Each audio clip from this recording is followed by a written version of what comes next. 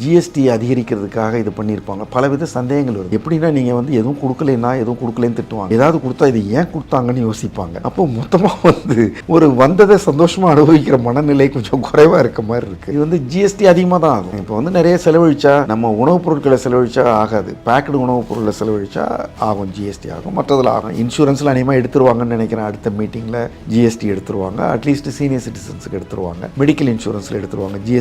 ஜிஎஸ்டியும் போக குறைய வேண்டிய ஒன்று தான். ஜிஎஸ்டி வந்து அது ஸ்டேட்டுக்கு வருமானம் தான். நிறைய பேர் நினைக்கிறாங்க இது வந்து ஏதோ ஒரு இந்த மேடம் ஃபினான்ஸ் மினிஸ்டர் வந்து ஜிஎஸ்டி வாங்குறதுக்காக டேக்ஸ் குறைக்கிறாங்கன்னு சில பேருக்கு சந்தேகம் இருக்கலாம். இப்போ நிறைய பேருக்கு தெரிஞ்சிருக்கலாம், சில பேருக்கு தெரியாமல் இருக்கலாம்.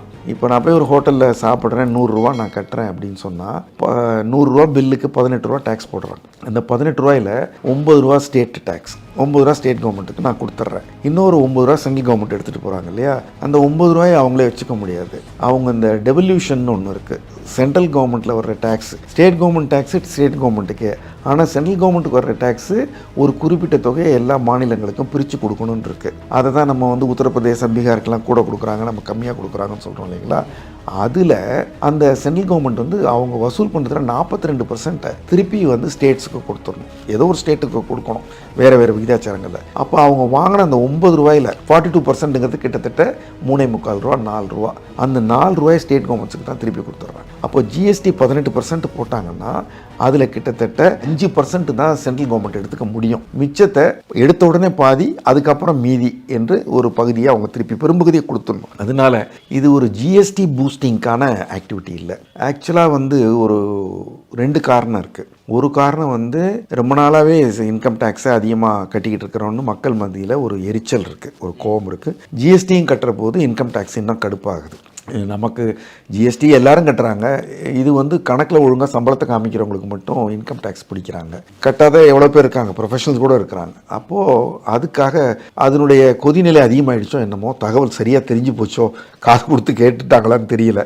அவங்களே சொல்கிறாங்க, பிரைம் மினிஸ்டர் சொல்லிட்டாரு, we have listen to people அப்படிங்கிறாங்க. அது ஒரு அப்படி நேர்மறையாக பார்க்கலாம். அவங்க they have listen to people, they are சேஞ்சிங்னு. ரெண்டாவது வந்து அவங்கள வந்து அதுக்கப்புறம் நடந்த மீட்டிங்கில் கேள்விகள் கேட்குறாங்க. அவங்களே சொன்னது வந்து இந்த வரி இழப்புனால 1 லட்சம் கோடி ரூபாய் மத்திய அரசுக்கு இந்த வருமான வரியிலேருந்து வரக்கூடிய பணம் வராமல் போகிறது.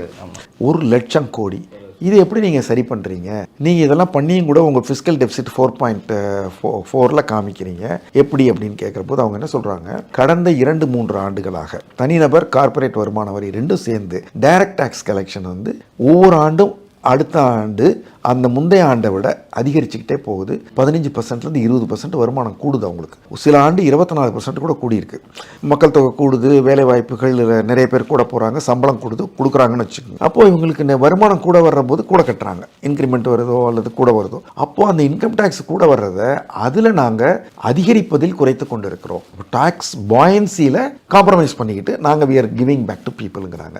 அதனால இது ஒரு நல்ல வரவேற்கப்பட வேண்டிய ஒன்று தான். சாதாரணமாக ஒரு 30,000லேருந்து 1,10,000 வரைக்கும் 1 கோடி பேருக்கு ஒரு பெனிஃபிட் என்பது, அந்த பணம் ஜிஎஸ்டியாக போகுதோ இல்லையோ திரும்ப வந்து சர்க்குலேஷன்லேயே இருக்கும். இப்போ வந்து அதை வாங்குகிற பொருட்களை தயாரிக்கிற நிறுவனங்களுக்கு, அந்த நிறுவனங்களுடைய ஊழியர்களுக்கு சம்பளமாக அந்த மாதிரி தான் அங்கே சுத்த போகுது. ஒரு மல்டிப்ளையர் எஃபெக்ட் இருக்கும்ல, அது ஒரு எக்கனாமிக் ஆங்கிள்லேருந்து கன்சம்ஷன் லெட் பூஸ்ட் அப்படிங்கிறதுக்கு இது உதவியாக இருக்கும். மக்கள் கையில் மோர் மணிங்கிற போது மோர் சாட்டிஸ்ஃபேக்ஷன், அப்புறம் மோர் எக்ஸ்பெண்டிச்சர், மோர் ப்ரொடக்ஷன், தேர்ஃபார் மோர் இன்வெஸ்ட்மெண்ட். அப்படி ஒரு சைக்கிள் ஸ்லோவரோ ஃபாஸ்டரோ அப்படி ஒன்று நடக்கும். அந்த விதத்தில் இது வரவேற்கப்பட வேண்டும் ஒன்று நான் நினைக்கிறேன்.